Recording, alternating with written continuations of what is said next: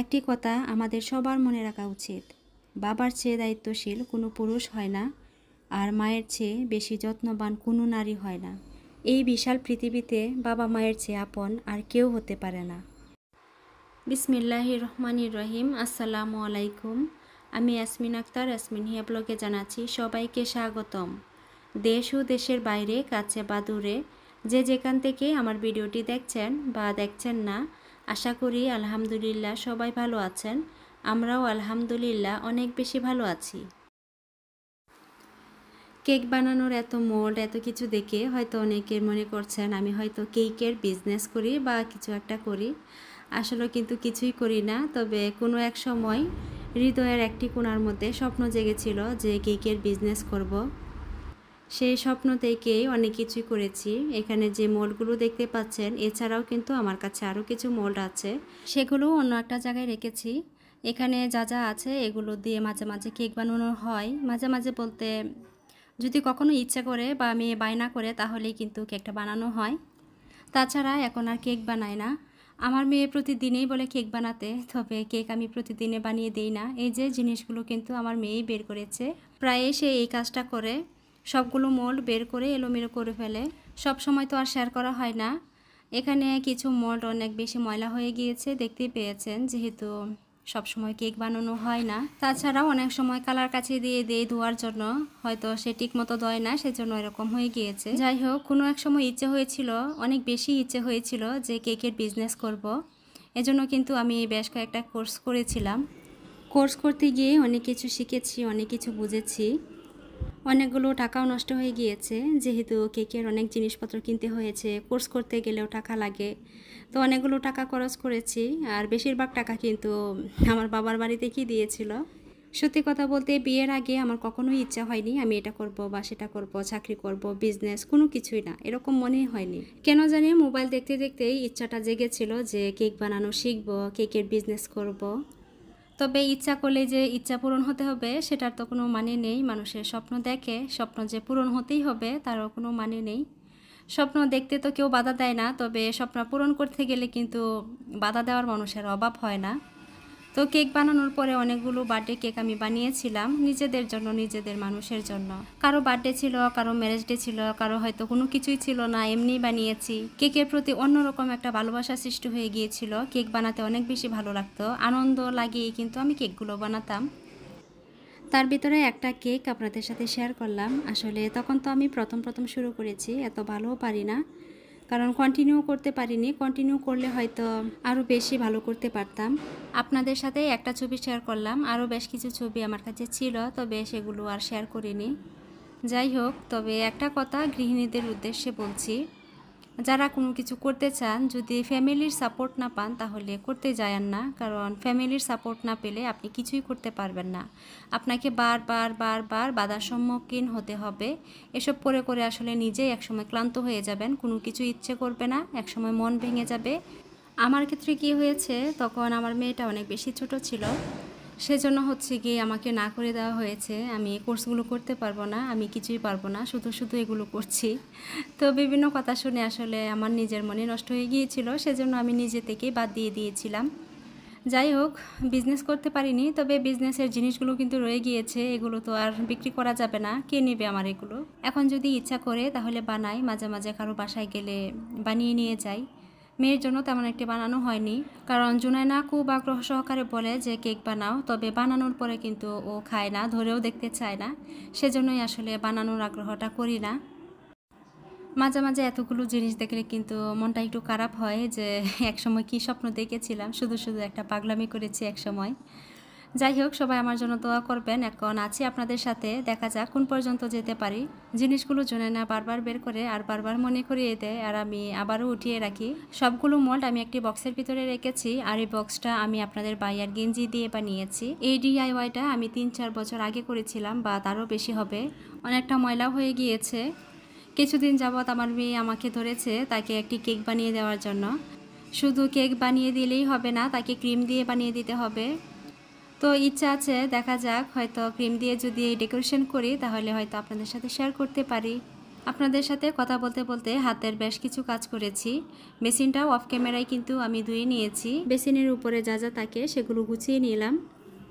এখন এখানে 3টা শামুক দেখতে পাচ্ছেন, এই 3টা শামুক সুন্দর করে ধুয়ে নিয়েছি। আর এগুলো কক্সবাজার থেকে এনেছি। কেউ কক্সবাজার ঘুরতে গিয়েছে, তবে নাম খোদাই করে আনেনি, এরকম লোক কিন্তু খুব কম পাওয়া যাবে। আমিও এনেছি।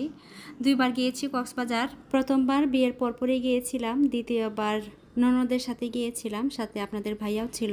2বার যখন যাওয়া হয়েছে 2বারই আনা হয়েছে। তবে তখন তো আর জুনাইনা ছিল না, জুনাইনা হওয়ার পরেও আর একটা আনা হয়েছে। একটি শামুক দেখেছেন হিয়া বাবা মালিকা, এটা আনা হয়েছে। এটা আপনাদের ভাইয়া কিছুদিন আগে কক্সবাজার গিয়েছিল, তখন সে এটা নিয়ে এসেছে। 2টি নাম ছিল, সেখান থেকে 3টি নাম হয়ে গিয়েছে। আর 3টি নাম থেকে কিন্তু শামুকটাও বড় হয়ে গিয়েছে। দেখেছেন হয়তো 2টা শামুক ছোট, একটি শামুক বড়। যেটা বড় সেটার মধ্যেই কিন্তু 3 জনের নাম আছে। এ পর্যায়ে এসে একটি কথা স্মরণ করিয়ে দিচ্ছি। এখন পর্যন্ত যারা আমার ভিডিওটি দেখছেন অথচ একটি লাইক দিতে ভুলে গিয়েছেন, তাদের কাছে অনুরোধ থাকবে এই ভিডিওতে একটি লাইক দিয়ে দিবেন। আর যারা এখন পর্যন্ত আমার চ্যানেলটিকে সাবস্ক্রাইব করেননি, আমাকে ভালোবেসে আমার পাশে যদি থাকতে চান, আমার এই ছোট্ট পরিবারের সদস্য হতে চান, তাহলে প্লিজ আমার চ্যানেলটিকে সাবস্ক্রাইব করে নেবেন। পাশে থাকা অল অপশনটা অবশ্যই অন করে নেবেন। এতে করে পরবর্তীতে আমি যদি কোনো ভিডিও আপলোড করি তার নোটিফিকেশান আপনার কাছে পৌঁছে যাবে। আর আপনি চাইলে সময় সুযোগ মতো আমার ভিডিওগুলো দেখে নিতে পারবেন। আর এই কাজগুলো যারা অলরেডি করে ফেলেছেন তাদেরকে জানাচ্ছি অসংখ্য অসংখ্য ধন্যবাদ। ঘরের ভিতর আর বারান্দার মধ্যে কিছু গাছ লাগিয়েছি। আর এই বারান্দার গাছটা দেখুন, খুবই শোচনীয় অবস্থা। মানুষের সাথে সাথে গাছগুলোরও জান বের হয়ে যাচ্ছে, এরকম একটা অবস্থা। টপের মাটিগুলো উপর দিয়ে কুচিয়ে দিয়েছি, তারপরে পানি দিয়েছি। এখানে কিছু পাতা মরে গিয়েছিল, সেগুলো পরিষ্কার করে দিলাম। ঘরের ভিতরেও 2টা মানি প্ল্যান্টের গাছ ছিল, সেগুলো পরিষ্কার করে নিলাম। একটা গাছের কয়েকটা ডাল কেটে নিয়েছি। ডালগুলো দেখতে বেশি সুন্দর না, সেই জন্যই ডালগুলো কেটে দিয়েছি। তারপরে গাছগুলোর মধ্যে পানি দিয়ে দিলাম। মাঝে মধ্যে মাটিগুলো উল্টিয়ে পাল্টিয়ে দিলে গাছের জন্য অনেক বেশি ভালো হয়। আজকে রান্নাবান্নার কোনো অংশই আপনাদের সাথে শেয়ার করা হয়নি, সব সময় তো রান্নাবান্না দেখায়। আজকে ঘরের যে গাছগুলো আছে সেগুলোর উপরে নজর গিয়েছে, সেজন্য ভাবলাম যে এগুলোর একটু যত্ন নিয়ে নিই, তার সাথে সাথে আপনাদের সাথে শেয়ার করে ফেলি। আমি একটা কথা বুঝি না, যখনই ভয়েস দিব তখনই কোথাও না কোথাও থেকে টুকটাক আওয়াজ আসবে। এমনি কিন্তু মনে হয় যেন কোনো আওয়াজ নেই। যখনই ভয়েস দিতে আসি তখনই এরকম মনে হয়। যাই হোক, এগুলো যদি আপনাদের কারো কাছে ভালো না লাগে তাহলে স্কিপ করতে পারেন। কয়েকদিন ধরে চেষ্টা করছি রাতের বেলা ভয়েসটা দেওয়ার জন্য, কিন্তু কোনোভাবে সম্ভব হচ্ছে না। ঘুরিয়ে ফিরে দিনের বেলায় ভয়েসটা দিতে হচ্ছে, তার সাথে বাসার কাছে বিল্ডিংয়ের কাজ শুরু হয়েছে, সেগুলোর আওয়াজ হচ্ছে। বেসিনটা যখন পরিষ্কার করেছি, ফিল্টারটাও পরিষ্কার করে নিয়েছিলাম। ফিল্টারের উপরে মানি প্ল্যান্টের একটা গাছ রেখেছি। এই গাছটা আগে এখানে ছিল না, অন্য একটা জায়গায় ছিল। আজকে যেহেতু গাছগুলো একটু পরিষ্কার করছি, ভাবলাম যে এই মানি প্ল্যান্টের গাছটা ফিল্টারের উপরে রাখলে দেখতে ভালো লাগবে। রাখার পরে আমার কাছে ভালোই লাগছে, সেজন্য এখানে রেখে দিয়েছি। এখন এখানে আরেকটি মানি প্ল্যান্টের গাছ লাগিয়ে নিচ্ছি। কিছুক্ষণ আগেই মানি প্ল্যান্টের যে টপটি থেকে আমি ডালগুলো কেটে নিয়েছিলাম, সেখান থেকে একটা ডাল কেটে এখানে লাগাচ্ছি। এর আগেও কয়েকবার আমি এখানে মানি প্ল্যান্টের গাছ লাগিয়েছি, তবে আমার মেয়ের জন্য বারবার নষ্ট হয়ে যাচ্ছে। আসলে আগে টিভির নিচে আমি এই গাছটা রেখেছিলাম, আর বারবার ও এখানে দাঁড়িয়ে এগুলোকে ছিঁড়ে ফেলেছে। সেজন্য কিন্তু আমার শিক্ষা হয়ে গিয়েছে, এই জায়গার মধ্যে আমি এই মানি প্ল্যান্টের গাছটা রাখছি না, অন্য একটা জায়গায় আমি বেছে নিয়েছি। আমরা অনেকেই গাছ অনেক বেশি পছন্দ করি, বিশেষ করে মেয়েরা যারা আছেন, সংসারী নারী যারা, তারা একটু বেশি পছন্দ করে।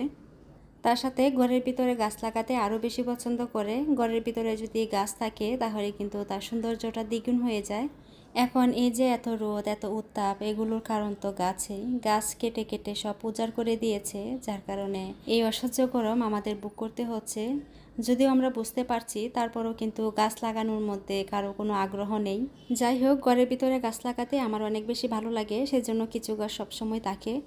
এই যে এই গাছটা কয়েকদিন আগেই কিন্তু আপনাদের সাথে শেয়ার করেছিলাম, গাছটা লাগিয়েছি। একটা গাছ তো সতেজ হয়েছে, একটা গাছ মরে গিয়েছে, অন্য একটা গাছ এখনও ঝুলে আছে। সে মরবে কি মরবে না সে চিন্তা করছে। সংসার এমন একটা মাধ্যম যেখানে কি না কাজ শেষ হওয়ার নয়। যদি মনে করে কেউ যে আমি 2 দিন এক নাগারে কাজ করব, সে নির্দ্বিধায় একটি সংসারে ঢুকে যদি কাজ করা শুরু করে, তাহলে 2 দিন অনবরত কাজ করতে পারবে।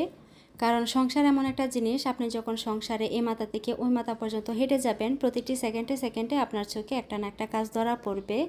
তার উপরে যদি কোনো বাচ্চা কাচ্চা থাকে তাহলে তো কোনো কথাই নেই।